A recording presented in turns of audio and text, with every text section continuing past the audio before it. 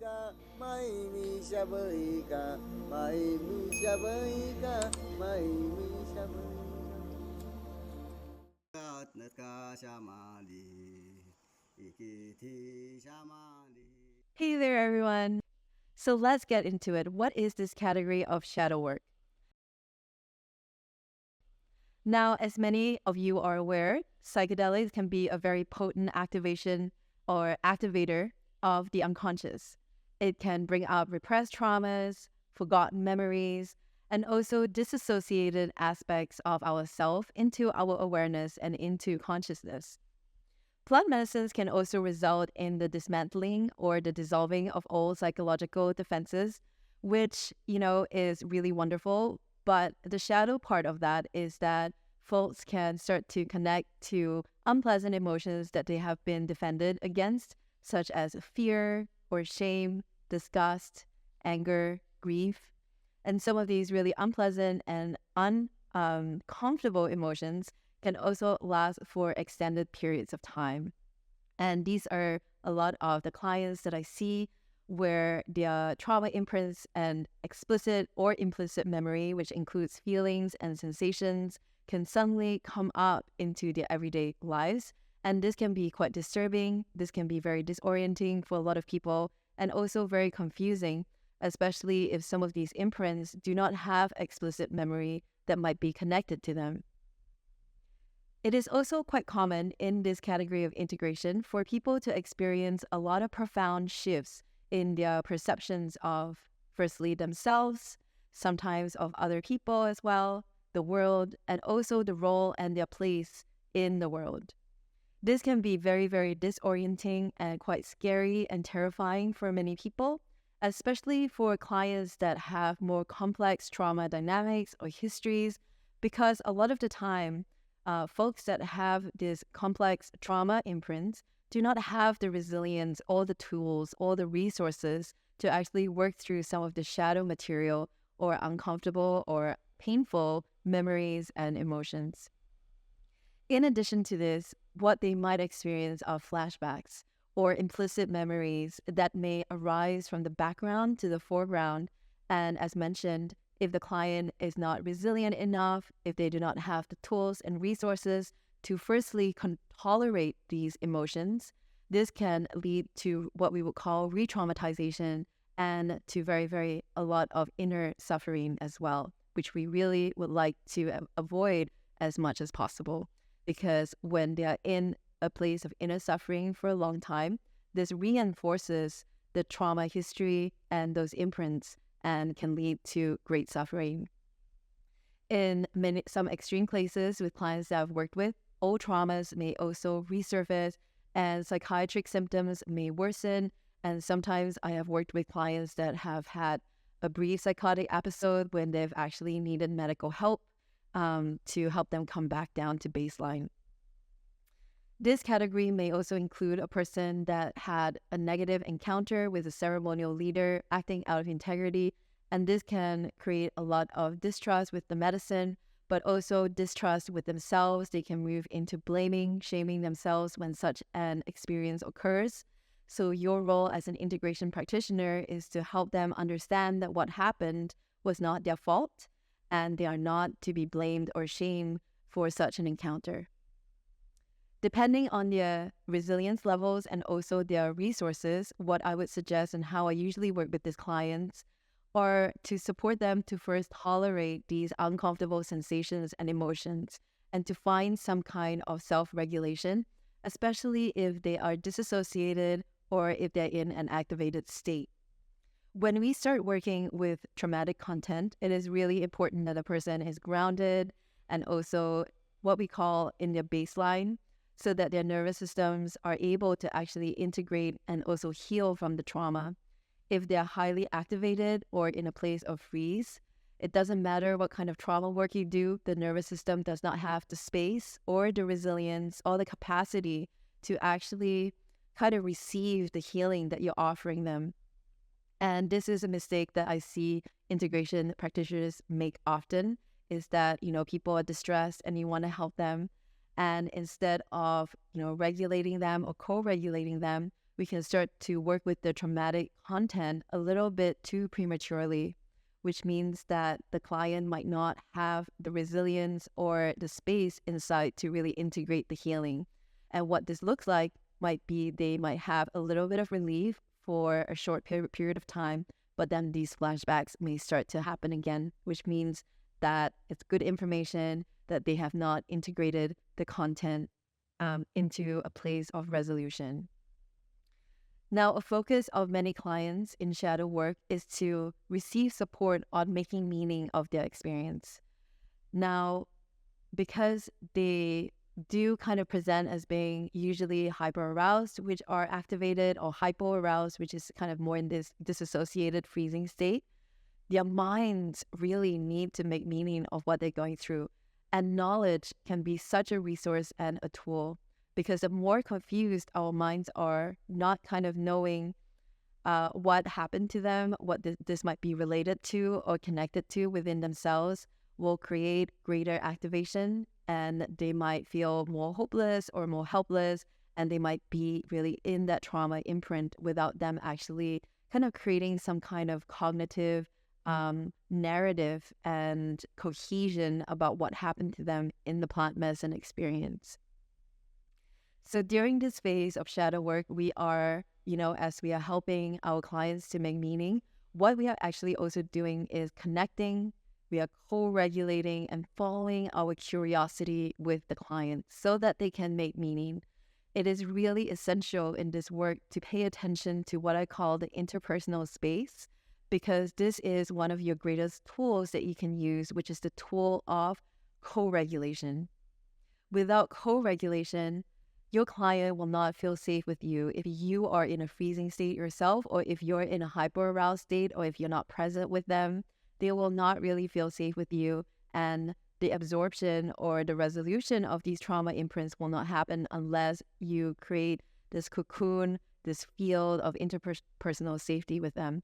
So there is really an emphasis here, especially in shadow work, on creating interpersonal safety through the relationship of you and your client, especially during the beginning stages of shadow work. There needs to be trust and rapport, and trust is built in time, and also trust is built through actions, and as an integration practitioner, showing up in a trustworthy way. So this trauma-informed approach in supporting another person to make meaning of their experiences is really around avoiding interpretation. Yeah. And we also want to avoid projection at all costs. So projection means that, we all come from different cultures, religious beliefs, spiritual experiences.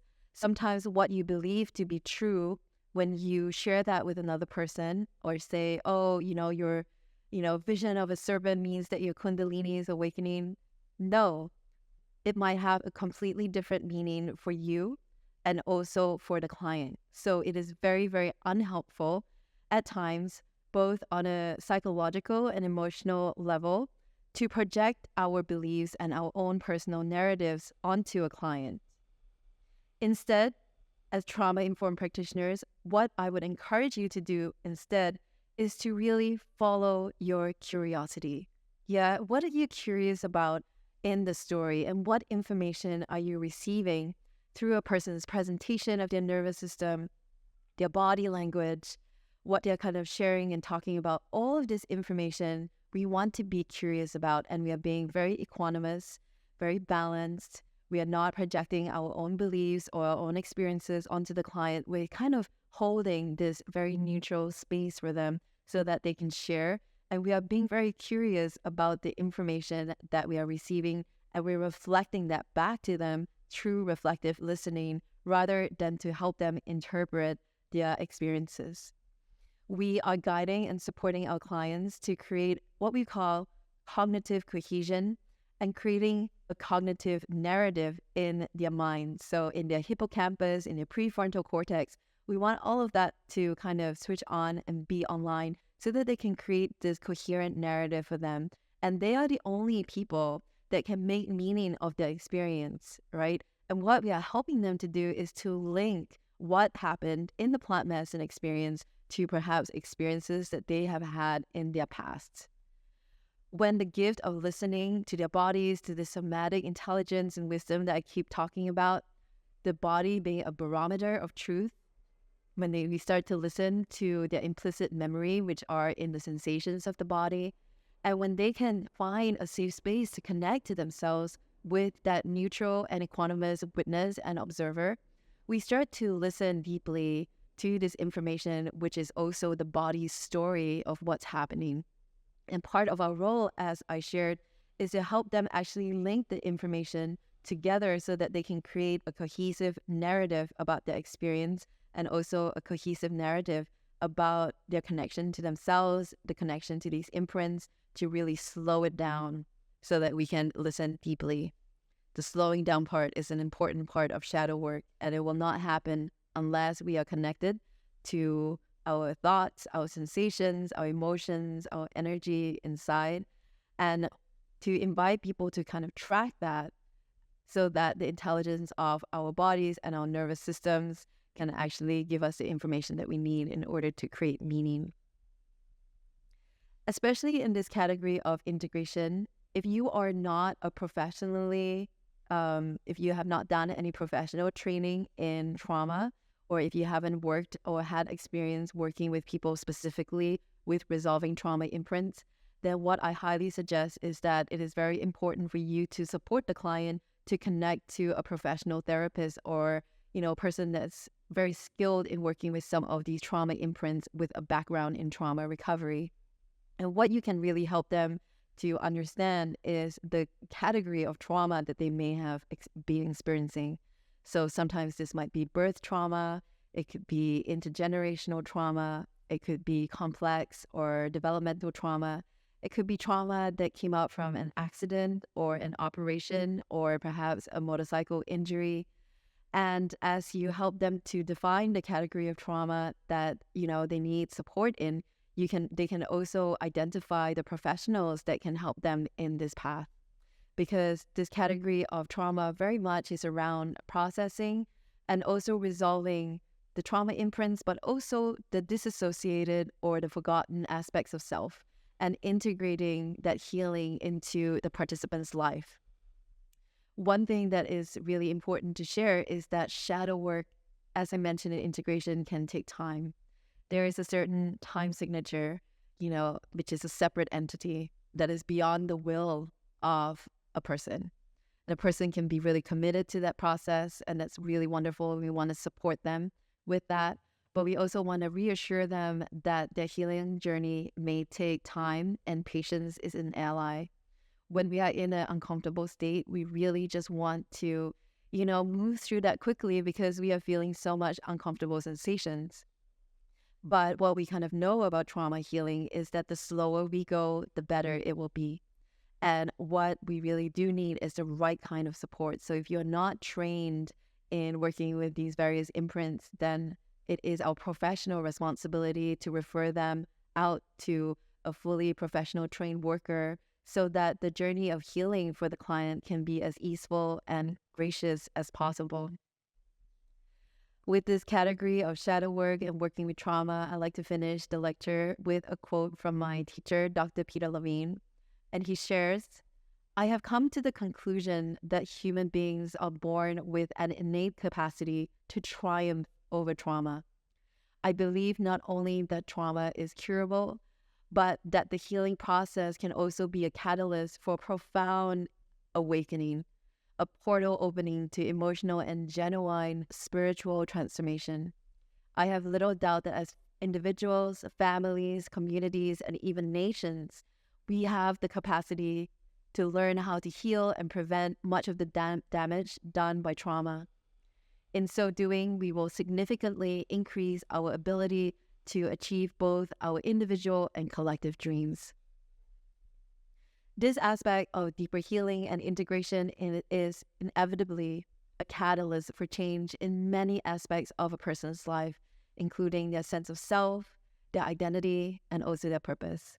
So in this training, what we will be learning is the basic skills of creating a trauma-sensitive space in your session so that we can reduce the risk of retraumatization for your clients, and also a foundational model of working with trauma imprints.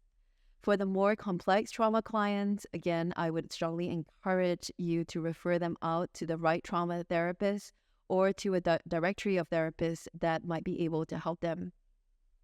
Some of my favorite directories that I usually point people to after facilitating a ceremony or perhaps after integration sessions where they might need some longer term care are the Somatic Experiencing website, www.traumahealing.org, or MAPS, or the Directory of Internal Family Systems, or IFS. So at the end of our mini lecture today, again, I would invite you to take some time to find the ground beneath your feet, to settle, and to also connect to your body and to your emotions, your heart, your soul, and your spirit. And here I would invite you to ask yourself the following questions and to journal and write it down. What landed for you today in our mini lecture? Did you notice any emotions, any thoughts, any sensations as you listened to the information in this lecture? What got touched inside? And what do those parts need to be tended to with curiosity, with compassion, and also with care? How do you relate to this category of psychedelic integration? And do you perhaps have a personal story or maybe a story that you've heard that relates you to this aspect of integration? Notice what is happening to your body as you remember your own personal experience. And if there are any emotions or memories that need tending to, take some time out to actually sit and to connect with those emotions and to listen to them deeply and to ask them, what do you feel and what do you need? Finally, the last reflection question is around your personal understanding of trauma and psychedelics. And as you journal, please feel free to reflect on your own experience, perhaps as you've navigated through your own trauma imprints with plant medicine. Thank you so much for your kind attention again. I'm really, really happy that you're here, and I'm wishing you a really beautiful day. Thank you so much. Hato nete sama bi kege